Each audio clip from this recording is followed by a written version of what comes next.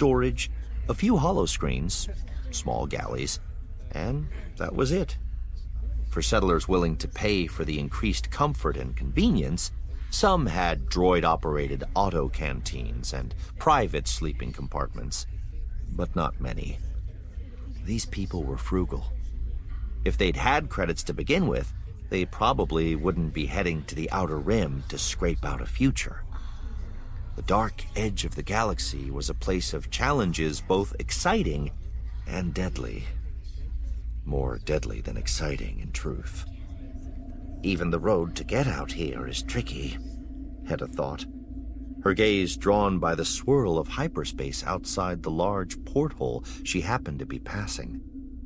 She snapped her eyes away, knowing she could end up standing there for 20 minutes if she let herself get sucked in. You couldn't trust hyperspace. It was useful, sure. It got you from here to there. It was the key to the expansion of the Republic out from the core. But no one really understood it.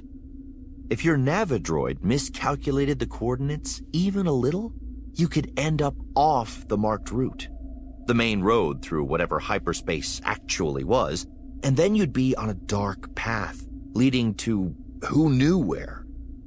It happened even in the well-traveled hyperlanes near the galactic center.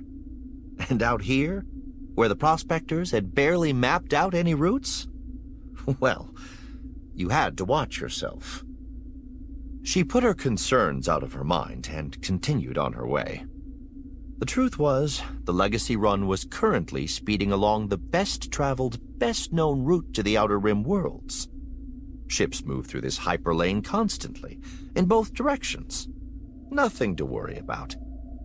But then, more than 9,000 souls aboard this ship were depending on Captain Hedda Cassett to get them safely to their destination.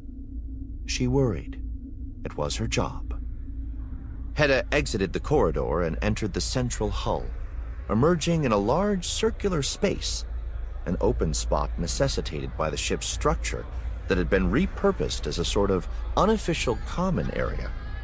A group of children kicked a ball around as adults stood and chatted nearby, all just enjoying a little break from the cramped confines of the modules where they spent most of their time. The space wasn't fancy, just a bare junction spot where several short corridors met. But it was clean. The ship employed, at its captain's insistence, an automated maintenance crew that kept its interiors neat and sanitary. One of the custodial droids was spidering its way along a wall at that very moment, performing one of the endless tasks required on a ship the size of the Run. She took a moment to take stock of this group. 20 people or so, all ages, from a number of worlds. Humans, of course, but also a few four-armed, fur-covered Ardenians, a family of Given with their distinctive triangular eyes, and even a Lanik with its pinched face, topknot, and huge pointed ears protruding from the side of its head. You didn't see many of those around.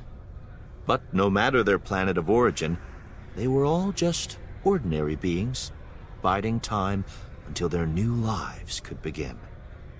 One of the kids looked up. "Captain Cassett," the boy said, a human, olive-skinned with red hair. She knew him. "Hello, Serge," Hedda said. "What's the good word? Everything all right here?" The other children stopped their game and clustered around her. "Could use some new holos," Serge said.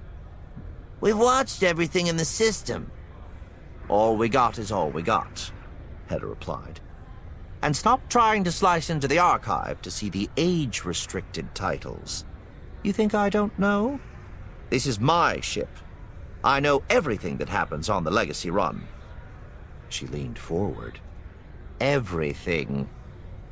Serge blushed and looked toward his friends, who had also suddenly found very interesting things to look at on the absolutely uninteresting floor, ceiling, and walls of the chamber. "Don't worry about it," she said, straightening. "I get it. This is a pretty boring..."